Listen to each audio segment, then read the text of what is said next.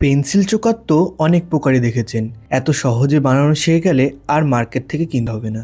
নমস্কার সুপ্রিয় দর্শক, চলে এসেছি নতুন আরেকটি ভিডিও নিয়ে। আজ আমি আপনাদের সামনে আরও একটি পেন্সিল চোকার বানিয়ে দেখাচ্ছি। আরও একটি বলার কারণ হচ্ছে, এর আগেও আমি পেন্সিল চকারের ভিডিও দিয়েছি, সেই ভিডিওটিতে আপনারা অনেক অনেক ভালোবাসা দিয়েছেন, সেই জন্য ধন্যবাদ। আমি আশা রাখবো এই ভিডিওটিও অতটা জনপ্রিয়তা পাবে। প্রথমেই আমি একটি সুতো রিল নিয়ে নিয়েছি। নর্মাল মার্কেট যে রিলের সুতো পাওয়া যায়, সেই সুতোগুলোর রিলই কিন্তু এখানে ইউজ করা হয় পেন্সিল চকা বানানোর জন্য। এমনি যদি এই রিল কাছে না থাকে, কোনো প্রকার পিসবোর্ড কিন্তু গোল করে ঘুরিয়ে পেঁচিয়ে নিলেও কিন্তু এইটি করা সম্ভব, কারণ এটি একটি পিসবোর্ডেরই বেস। তারপরে আমি এখানে একটি কাপড় নিয়েছি। আপনারা যে কালার খুশি কাপড় নিতে পারেন।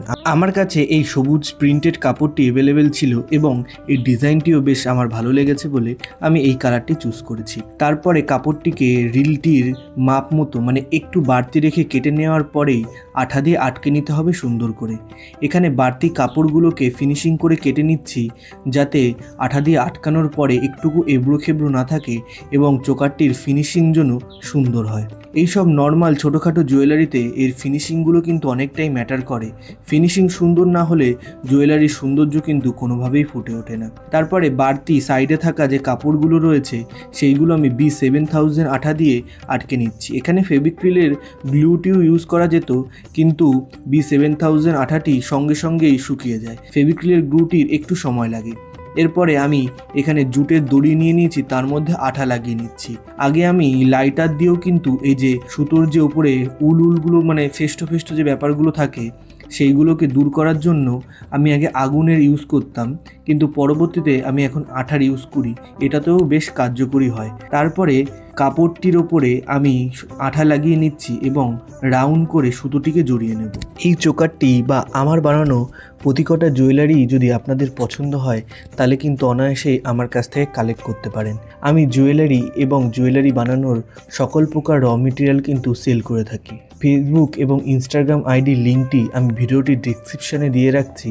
আপনারা এসে আমার সঙ্গে যোগাযোগ করুন এবং আমার কাছ থেকে ন্যায্য মূল্যে জুয়েলারি এবং জুয়েলারি র মেটেরিয়াল কালেক্ট করুন। আমি অল ওভার ইন্ডিয়ায় হোম ডেলিভারি দেওয়ারও সুব্যবস্থা রেখেছি। চোকারটির মধ্যে জুটের দড়িটি লাগানো সম্পূর্ণ হয়ে গেলে আমি এখানে কিছু স্টিল কালারের ঘুঙুর অ্যাড করব জাম্পরিংয়ের সহযোগে। প্রথমে জাম্পরিংটাকে খুলে নিয়ে তার মধ্যে কিছু স্টিলের ঘুঙুর আমি এখানটায় অ্যাড করছি। এই স্টিলের ঘুঙুরগুলো কিন্তু পার্মানেন্ট কালার থাকে না।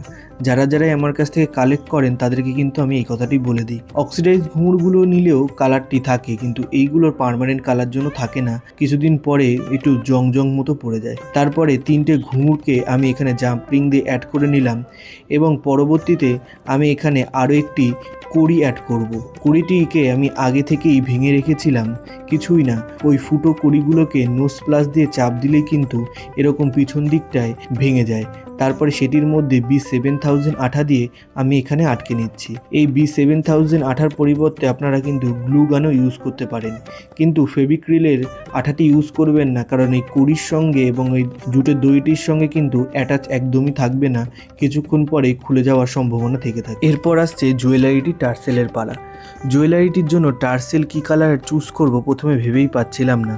তারপরে ভাবলাম যে কালো কালারের টার্সেলটি দিয়ে দেখি, কারণ কালো কালার এমন একটি কালার মোটামুটি সব কালারের সঙ্গেই মানানসই হয়ে যায়। টার্সেলটি বানানো কিন্তু খুবই সহজ, দড়ির মতো করে পাকিয়ে কিন্তু টার্সেলে রূপান্তরিত করা যায়। তারপরে আমি এখানে একটি বড় তার নিয়েছি, তারের মধ্যে জুটের দড়ির বলগুলো আমি এখানে আটকে নিচ্ছি। সুতোর গুটির বলগুলো যেরকম হয় সেরকম কিন্তু এইগুলো জুটের কিনতে পাওয়াই যায়, এগুলো আমার কোনোটিই বানানো নয়। তারপরে আমি এখানটায় 2টো বল অ্যাড করে নিয়েছি এবং মাঝখানে চোকারটিকে অ্যাড করে নিয়ে তারটিকে আমি সরিয়ে দিলাম।